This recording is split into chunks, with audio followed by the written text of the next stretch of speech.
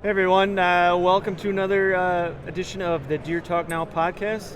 We are here with Arron Bleise. I Yep. said that again? Yes, you did. Correct? Sure. All right. Arron is with Latitude Outdoors, and basically we're going to dive right into to saddle hunting and how to get started in saddle hunting. You've been doing it for more than a decade, you said. So. Yeah, thanks for having me first, Chris. I Oh, appreciate absolutely. it. I actually first started saddle hunting back in 2010, and I did it for 2 solid years. It was, back then before it was even cool to do it, Right. And honestly, I think around that time, even in my knowledge, trophy line was like the only skin in the game, really. Mm-hmm. And, I got my first saddle, and I was just like a fish out of water. What'd I do? There was no YouTube, there was no digital, there Right. was no nothing to learn how to do it other than, if you knew about forums, you know what I mean? And I Yep. really didn't know at that time. Yep. So it was just kind of one of those things. My girlfriend at the time, my wife now, her and I both got them, and she liked it a lot because she was afraid of heights, and she liked the saddle hunting because the tree was in front of her, and she could okay. feel. So it gave her extra security on that. So That's interesting. yeah, Yeah. and I'll tell you what, I struggled out of it a little bit. I don't think I practiced enough in it, but boy, the advancements from then to now has just been astronomical. You Oh, know what for I mean? sure. And it's just like the fastest growing thing out there. That and probably, box blinds. You Yeah. see a ton of box blinds out there, but saddles has just been an ever growing thing, and it's really cool to be a part of it. Oh, absolutely. And I've been a mobile hunter too since I was like 14, 15 years Yeah. old. But, I started with heavy climbers and then got into some hang-on stuff. And now just dipping my toes in the water Yeah. too of the saddle scene. And it really is. It's kind of like the hot rod industry For sure. of deer hunting because they're so customizable. There's so many options. There's so many cool things you can do with it. And it really, it's almost like archery too. It's like everyone's preference is just a little bit different, but it all can work. For sure. Yeah. It's been really cool, and I've been working with Latitude Outdoors for a year now, and actually I've been working for a couple years, but full time for a year. Okay. And their saddle, and I've got one here, one of our saddles. It's a Method 2. This is the XL version, but it's a 2-panel, and like I said about the advancements, before that one I used before, it was just heavy, a lot of metal on it, bulky. But and at the time that was the only thing in the game, so it was like this is what you had to deal with. But now, man, they've come so far. I mean, it's ridiculous how sleek and minimalist, and like you brought up the mobile hunting thing. Since I've become basically a mobile hunter 100% of the time, my success in the fun for me has like it's rejuvenated me. Yeah. Not that I was losing it, but it was like, man, this is cool again. You know Oh, what I yeah. mean? It gives So you that was really neat. Yeah, there's kind of a sense of adventure For sure. and newness to it every time you go out there because it's like, oh, I think I could get up in that tree, or Yeah. like, how could I make this work where nothing else might work? 100%. Yeah. Yep. So speaking of the saddle, why don't you kind of dive into showing us how anybody out there could get started and what to Yeah. look for, how to make it fit, comfortable. Yeah, so if you're getting started in saddle hunting and you've never done it before, I mean, there's so much content out there, first and foremost, to be able to see what you want. But I recommend just going and putting them all on, and seeing what fits you the best. Personally, when I was doing it, so Latitude, we have this Method 2, so it's a 2-panel. Okay, so you see that there's 2 panels here. It adds for a lot more support, and comfortability. So we have a patent on our magnet system here. So these 2 panels hold together with magnets. Oh, So you I just see. pop them back and forth. We have the pouches, the dump pouches, everything you could get, but it comes with leg straps you can remove. I don't have those here. We just kind of grabbed one real quick and Sure. just came over here. But there's so many adjustments on this thing. So here's your bridge loops. So this is an Amsteel bridge. So that's the other thing. If you're getting started, definitely figure out the lingo, what everybody says, the Right. bridge. So basically, in layman's terms, the bridge is what holds you to the tree, Right. so that's what's going to be, holding you. So these bridge loops and everything, you can adjust these up or down wherever you want, micro adjust them. And every little adjustment that you make will give you a different fit and feel. So Okay. if you want more pressure on your back, you move them up. If you want more pressure on like maybe your butt or your legs, you move them down. If you just find out that you like it right in the middle, then leave it in the middle. Okay. I'm more in the middle kind of guy, but we have guys that really like to stand up. They have standers and leaners or sitters, whatever you want to call them. where you use your knees against a tree. It just all depends on where you like it and where you wanna sit. Okay. So One question, I guess, from my brief experience so far is, wearing a chest harness with your bino harness and your rangefinder, and I've got the bridge up, and I've tried to adjust with the tether, but it's like, okay, if a deer's coming here, I want to rotate. That's catching a lot. Gets in the way a little bridge. bit. Yeah. How would you suggest maybe adjusting height and Great question, because I just went through this, last year. So I got to the point where every time I would get up in my platform and I'd stand up, I would always put my tether around the tree about mouth to nose height, somewhere in there. And then same thing, the bridge would always be kind of like catching my bino harness. So I'm like, well, how do I combat that a little bit and still be comfortable? Right. So what I did is I took my tether and I moved it down. I moved it down to almost belly button, waist height, okay? But I'm a stander. I never put my knees against the tree, really. I am basically, like a V shape with the tree and then me. I'm, at a certain angle. Okay. So basically I move that tether down, and then I take my panels, I actually keep them together like this. I don't separate them all the time. Okay. But then I'll put it lower on my butt, almost like I'm at the park in a swing and just kind of like leaning there, you know what I mean? And it would blow your mind on how much room you have from your bridge to your bino harness, and nothing's obstructed. And last year in Kansas, I did two consecutive days, all day sits like that. Oh, wow. Never got down, nothing. My legs didn't get tired. Okay. I do have a bad ankle, and so that did get a little bit tired, but that's just from an old injury, you know. Okay. And but other than that, man, you can sit there all day, and it's so comfortable. Okay, and even without knee pads or knee, kneeling against the tree? So 2 years ago, I used knee pads a lot, exclusively. Okay. I was, like I said, I had my tether height a lot higher, and it was sucking me towards the tree, and it almost felt like it was natural to do that, and I felt like I needed the knee pads. So I ran knee pads, which were great, and we have a good set of knee pads that are very comfortable. But then this year, I'm like, well, how can I, play with this a little bit more? And then I was diving into different settings. I'd go into a sit, and I'd move my loops here a little bit, my bridge loops, and I would just try different settings and see what felt the best. And then I had a buddy of mine say, well, where do you put your tether at? And he's like, well, drop it down a little bit lower. And it took me a couple sits. He's like, no, you got to go lower. And then he's like, put those panels together and move it down.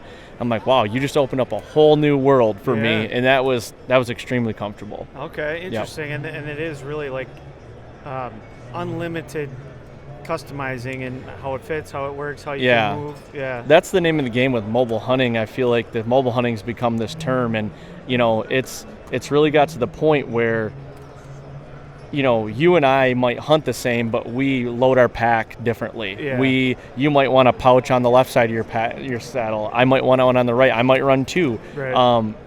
How you put your sticks on your pack or might be different than me. That's the cool thing to me about the mobile hunting, is like it is very centered to every one individual. However you want to do it and you find it efficient, there's no wrong answer. It's just that works for you, it works for you. Right, and that's like the community too, YouTube and social media. Sure. And even there's still some forums out there that guys talk about it, and it's like that's how I've learned a lot.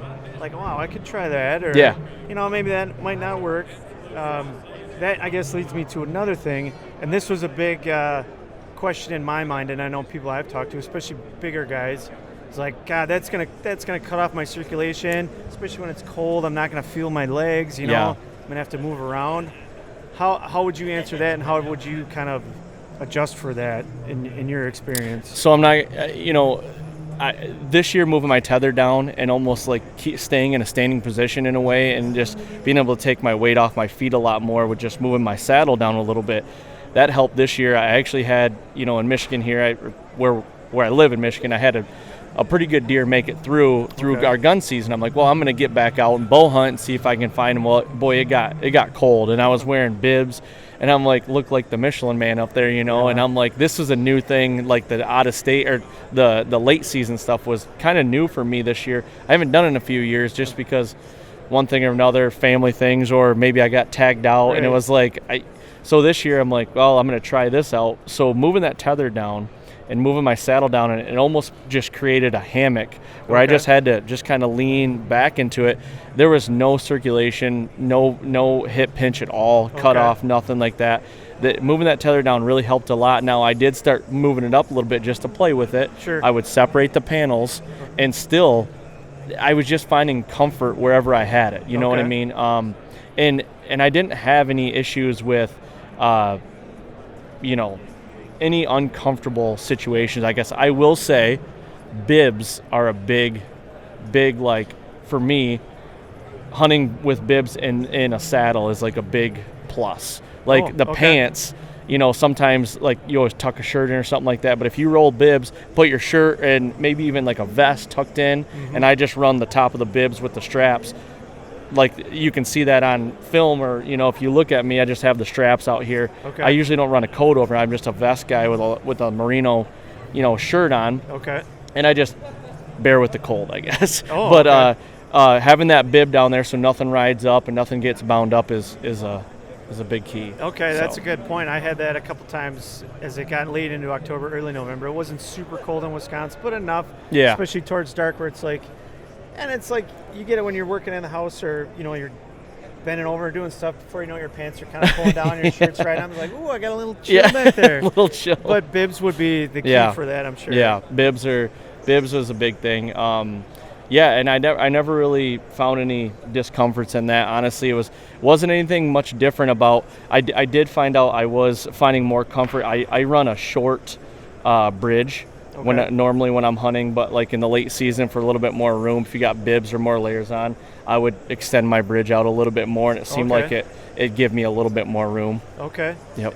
That's another good point. That's another adjustability. Is that Yeah. how bridge length? I mean, you talked about the tether and the height. How could bridge length, whether you have your tether up high or down low, what can that add or subtract from comfort? So bridge length, definitely for me anyway, and I'm speaking for myself here, the longer the bridge you have and the higher your tether is, the more it's going to bring you into the tree, the Okay. more it's going to suck you into it. And it just depends on how far you want to be to the tree, or how close or how far away you want to be. Okay. I typically like a shorter tether Okay. coming off the tree, and then I will take a longer bridge. And the reason being, it's just a head game for me. I think it's easier for me to take my pressure off here and just move this a little bit and then sit back down. I see. If you use a mechanical ascender, anything like a Kong duck or a Ropeman one, where you can have one hand on your tether, that is nice as well. It's just one hand, pop it up, and then you're good to go. So I like to have more length, because, and the other thing is too, in an instance where a deer might be coming in and you might be too high in the saddle and you need to be down a little bit. If you have your bow in your hand, if you have a mechanical ascender, you can one hand adjust and then you have more movement down. Yeah. And if you need to go up, you're already up. So that's where if that makes sense. Yeah, Like, yeah. it's easy to move down than And- up. Explain for the viewers. Like I purchased a couple of the ascenders Yep. just because they're easy, but just give a quick explanation. Maybe people might not understand what that is off the top of their Yeah. head. So they're just, I'm not very technical with it either, but I have a Ropeman one that I put on my lineman's rope, and what it's a mechanical ascender. What helps you, it's one hand operation. So when you're climbing up, hanging your sticks, you want to have a lineman's rope around the tree. Right. So when that rope comes around, you clip in and your hand's free. If you're too far away from the tree, you don't have to like hold onto the tree, kind of like get it with your hand, with both hands. Yeah, and the Prusik knot. Yeah. Exactly. Yeah. So I eliminate the Prusik knot, and then I take that, the tag end, and I just pull up, and Yep. it brings you into the tree. And when you let go, that ascender is designed to stop, and you will stop. You won't fall. Yeah. Now, when you're trying to get slack, then there's this little wire on the Ropeman one that you pull the gear, or the claw, basically, whatever you want to call it, away, and then it'll let you come. Then when you let go, it'll stop you. Okay. So I run the Ropeman one on that, but then on my tether I run a Kong duck. Okay. And then same concept basically. They're almost like a locking pulley in a way. 100%. Yeah. That's a good way to look at it. Yep. Okay. Nice. Yep. As far as the bridge and hip pinch, what longer, shorter? What would you To me, like a suggest? longer bridge would be less hip pinch, Okay. and a shorter bridge and a shorter tether would be more hip pinch because you're essentially taking the angles, and as you get shorter, I feel like it's tightening you up a little bit. So a longer Okay. bridge, you got to play with it. I'm more of a long. I think I'm more of a longer bridge. Okay. When I usually have about that much tag end hanging Okay. out. So my bridge is usually about like that. Okay. Yep. And now when you're putting your saddle on and getting ready, your belt buckle and your leg buckles, do you like the belt buckle tight or do you keep them kind of loose? Or So we on ours, I think I said it in the beginning there, but we have removable leg straps. It goes right here, and then and the inside right here. So if you want leg straps, I remove them. I don't like the leg okay. straps. Yeah, I don't use them. That's all just about the feel. I just don't like the feeling of them, to be honest with you. Okay. So leg straps, I remove them, and then.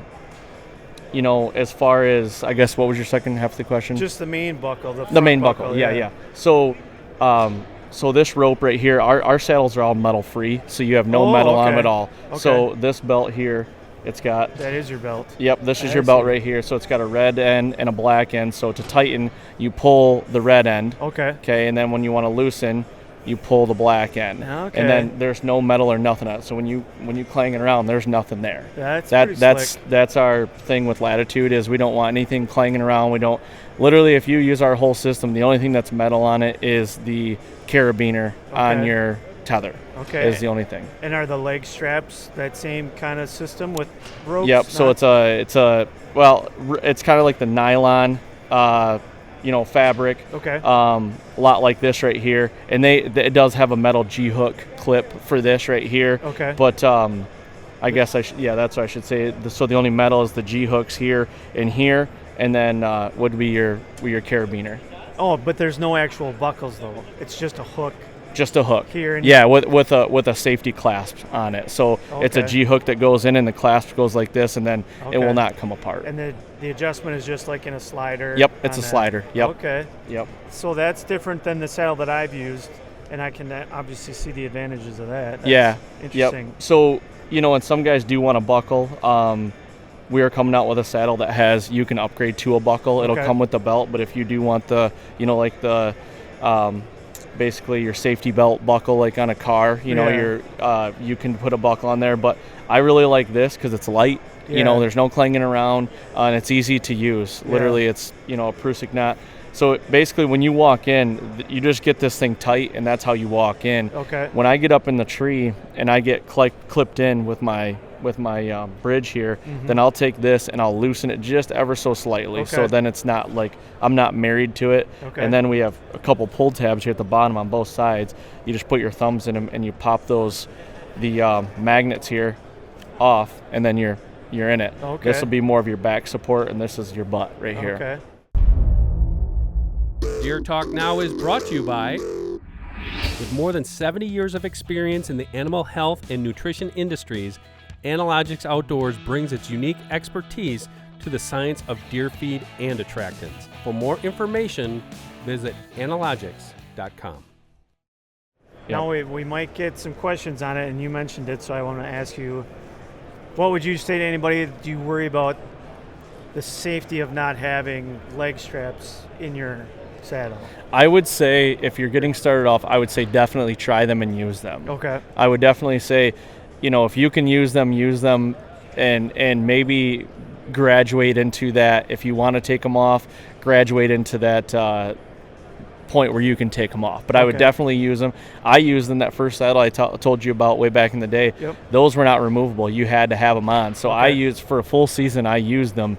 And then I ended up cutting them off the second year because I just didn't like the feel of it. And I never got to the point where I felt like I was going to fall through it. Right. And then our belt here, I will keep, like I said, I only loosen it a little bit. Okay. So if in fact you do decide to fall, or Somehow, yeah, you this slip. is gonna, your arms are gonna catch over top of it here, and you're True. not gonna fall through it. True. So, And yeah. as long as your tension is always on the seat, basically, it's not like you're just going to slip out of it. Or 100%. You'd Yeah. have to be like a pencil, like a torpedo You'd have going to through try there. to Yeah, it. exactly. Yeah. Yeah. And I've seen some studies too where guys have actually kind of like hopped out of their stand, because I know I've had questions about this from some of my buddies that haven't tried it yet. It's like, well, you're going to top over backwards. And it's like, unless that tether is down by your knees, For sure, right. it's almost impossible for you to go over backwards Yeah. and slide out. And typically, you know, if you thought you were going to go backwards, typically when you do that, your legs will, like, you're going to do like a spread eagle kind of yeah, thing. you'll hit you know? the tree and exactly. it'll stop you. Yeah. Yep. Okay. All good. Any other kind of tips for comfort or any other customizations that you've learned or done? No, I would say a couple of things. Like, we do have some loops up top here, so we do have straps that they connect the bottom and the top panel, so you can adjust. So the panel, if you would like a panel to be the certain distance, Okay. when you separate them, they won't like fall apart. Okay. You can get them to stop here. So that's all about that fit and finish and that customability. Okay. So we do have straps that you can put on here as well. The other thing is, the top layer of our saddle is all molly. So there's a big sure. molly strap here, and you can put, I run 2 pouches. I have a bigger pouch that we on the left, and on the right side, I run a small pouch. And literally that right side pouch is for my gear strap and my bow hanger. Okay. And that's the only reason why I have that pouch on there, because I'm very much a minimalist. I take a small pack.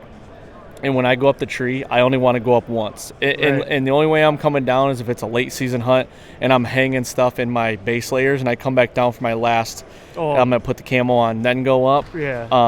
But I like to go up one shot, basically. And so I'll run two pouches, so I'll put a pouch on both sides. But you can customize those however you want. If you want them, you know, closer to the back or closer to the front.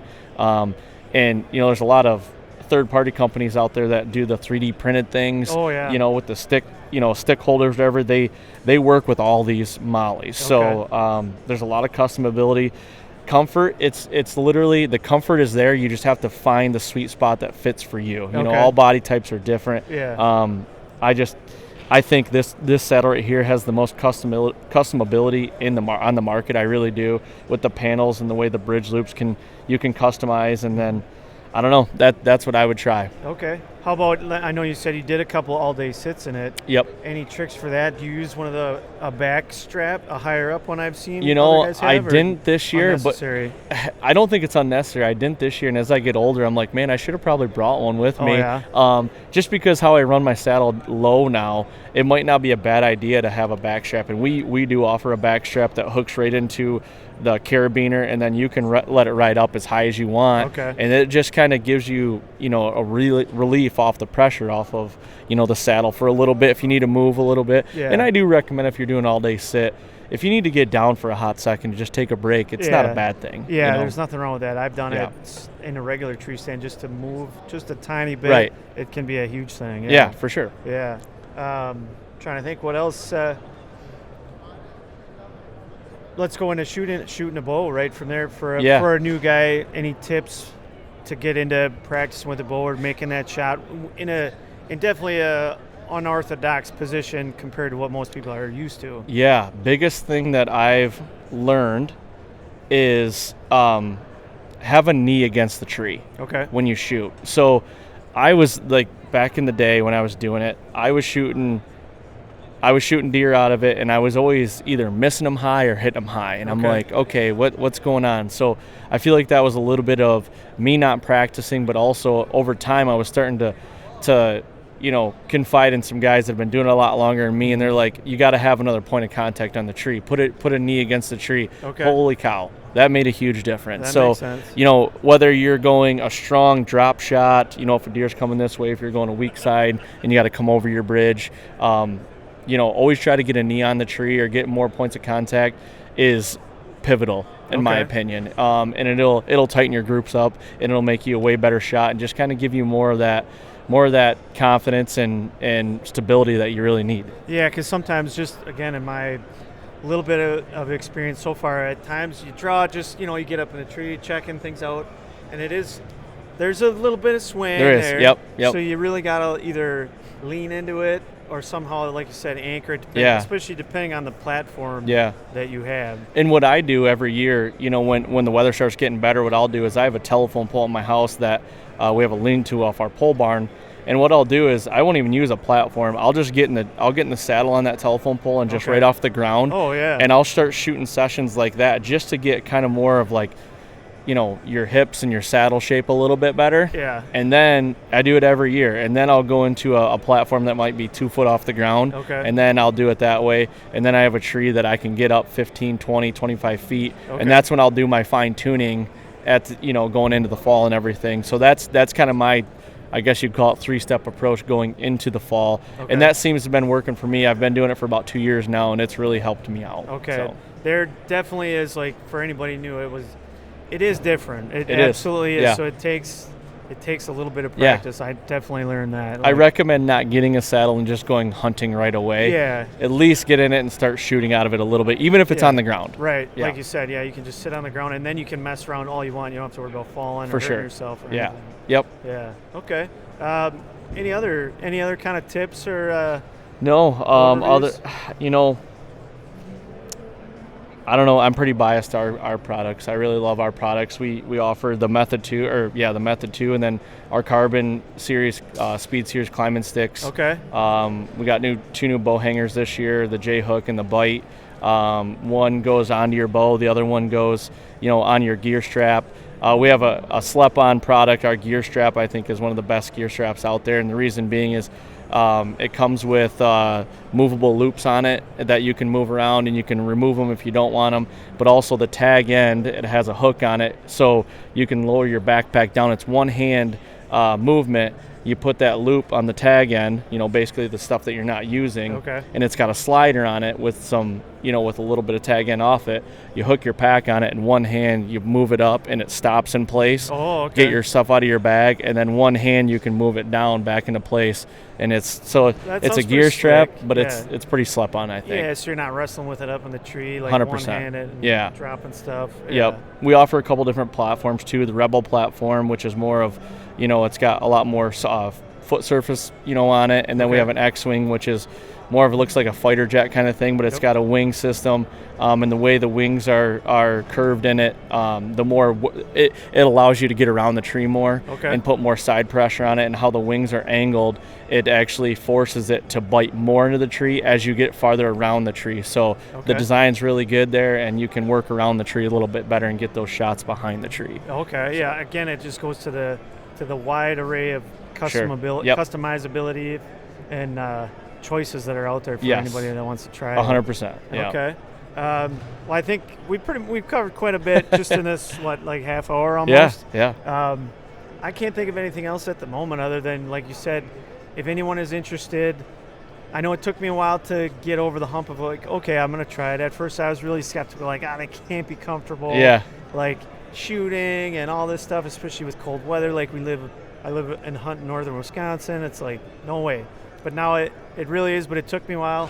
I was fortunate to come to the ATA show and try a few. Yeah. And as more people get into it, there's more on YouTube, or maybe you can go try it at your local retailer. Give it a try.